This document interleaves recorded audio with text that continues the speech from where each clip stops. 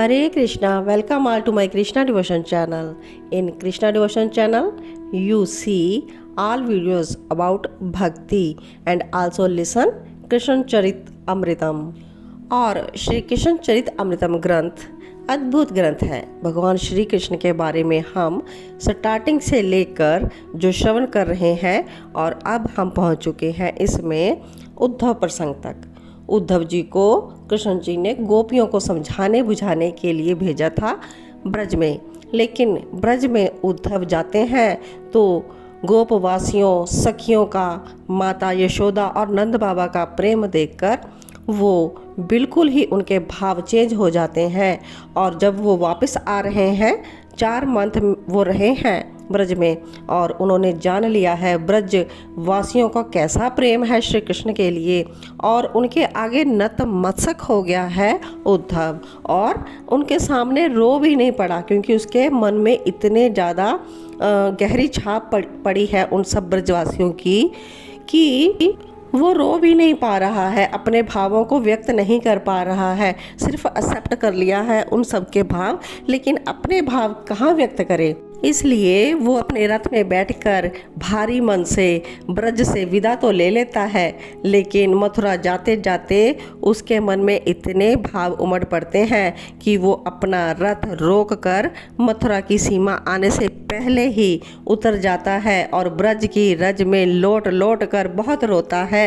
हा वृंदावन, गोपियों का प्रेम अद्भुत, ब्रज के सखाओं का प्रेम अद्भुत और गोपवासियों का प्रेम अद्भुत। बहुत याद करता है, बहुत रोता है।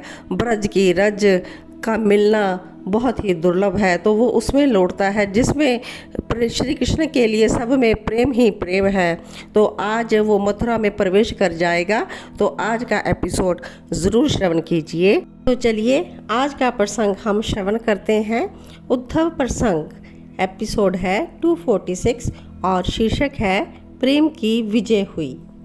तो आज 4 मंथ के बाद उद्धव लौट रहा है मथुरा में। तो वहाँ पर श्री कृष्ण नित्य अपने महल के ऊंचे अटालिका पर है और वहाँ पर से क्या दिखता है? वृंदावन। श्री कृष्ण को वहाँ से वृंदावन दिखाई देता है और आते जाते लोग भी दिखाई देते हैं और आते जाते वो हर एक व्यक्ति को देख लेते हैं। और वहाँ पर श्री कृष्ण खड़े हैं और उद्धव की वेट कर रहे हैं और सोच रहे हैं कि उद्धव आज भी नहीं आया। ऐसे ही 4 मंथ बीत चुके हैं। कहकर गया था कि घड़ी दो घड़ी संदेश देकर मैं लौट आऊँगा, लेकिन आज फिर से शाम होने वाली है। अट्टालिका पर ही खड़े हैं नंदनंदन, उनकी दृष्टि वृंदावन की ओर ही है। तो तभी एक सैनिक ने आकर कहा, महाराज की जय हो। पर सैनिक की बातों पर कहाँ श्री कृष्ण को ध्यान था।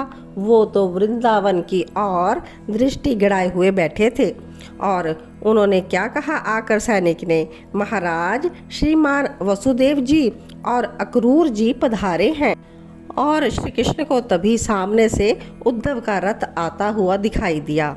रथ खाली ही चल रहा था। श्री कृष्ण जी बेचैन हो गए, उद्धव कहाँ हैं?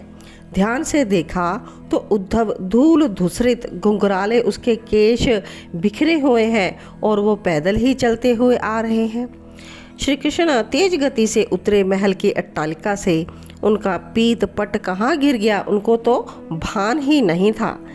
और वे 5-5 सीढ़ियाँ एक साथ उतर रहे थे और जब नीचे की ओर आ रहे थे तो वहाँ पर अक्रूर उनसे पूछ रहे हैं और वसुदेव भी कुछ कहना चाह रहे थे कि श्री कृष्ण कैसे हो, बहुत दिनों से तो मिलने नहीं आए। पर श्री कृष्ण को आज न वसुदेव जी और ना ही अक्रूर का कोई ध्यान था। वो तो बस आते हुए रथ को देख रहे थे और रथ आया उद्धव का।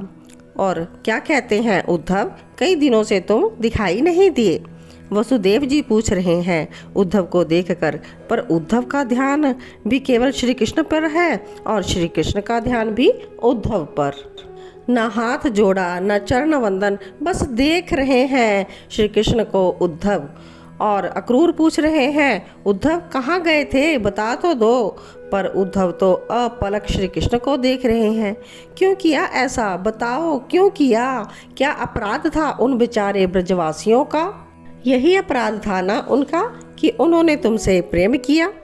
और श्री कृष्ण इधर उधर देख रहे हैं।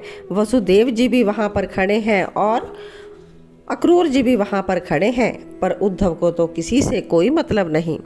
और श्री कृष्ण उद्धव का हाथ पकड़ना चाहते हैं, पर उद्धव झटका देते हैं। अच्छा तू बता कैसा है तू, ऐसा श्री कृष्ण पूछ रहे हैं। पर उद्धव कुछ भी नहीं कहता और भीतर महल में चल, ऐसा कहते हैं श्री कृष्ण उसे। चल उद्धव, पर उद्धव मानते नहीं और श्री कृष्ण भीतर ले गए जबरदस्ती हाथ पकड़कर और भीतर से द्वार बंद कर दिया। मुस्कुरा रहे हैं श्री कृष्ण और उद्धव हिलकियों से रो रहे हैं। और उद्धव कहता है, अच्छा लग रहा है ना आपको? मैं तो आपको प्रेम मूर्ति कहता था, करुणा निधान कहता था, पर आप तो महानिष्ठुर निकले। क्यों बताइए, क्यों किया आपने उन लोगों के साथ ऐसा? और श्री कृष्ण सिर झुकाकर खड़े रहे। उद्धव आगे बढ़े और सीधे हाथ पकड़ लिया श्री कृष्ण का। चलिए अभी चलिए।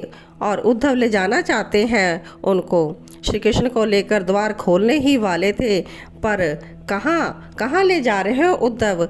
ये मेघवाणी गूंजी श्री कृष्ण की।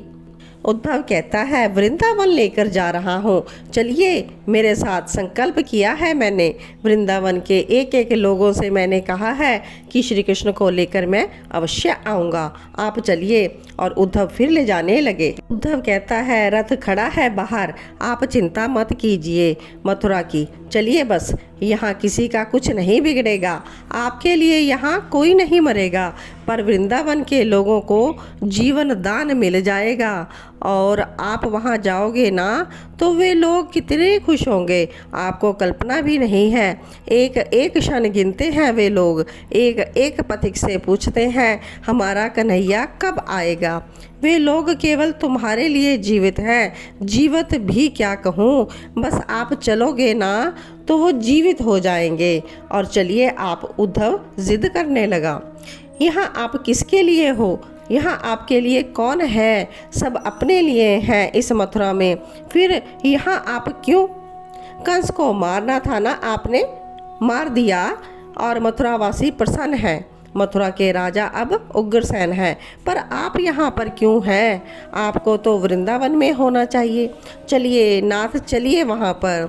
वो मैया यशोदा रोते रोते, उसकी आंखें कमज़ोर हो गई हैं, कानों से भी कम सुनती हैं अब वो मैया।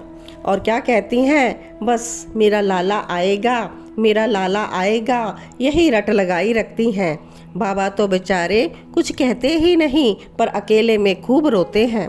और आपके सखा नित्य मथुरा की सीमा में खड़े हो जाते हैं, आप आओगे कहकर देखते रहते हैं। और ओहो, आपकी वो राधा रानी, श्री राधा रानी, ऐसा कहते हुए उद्धव मूर्छित हो गए रोते रोते। श्री कृष्ण ने संभाला उद्धव को और मंद मुस्कुरा भी रहे थे, क्योंकि प्रेम की विजय हुई थी। उद्धव जो ज्ञानी था ना, वो आज प्रेमी बनकर लौटा था। तो आज का भाग आपने श्रवण किया, इसके बाद का एपिसोड हम कल कहेंगे। तो नेक्स्ट पार्ट जो है इसकी प्रतीक्षा करते रहें और श्री कृष्ण चरितमृतम भगवान की कथा का श्रवण करते रहें। सभी को जय जय श्री राधे, जय जय श्री कृष्णा।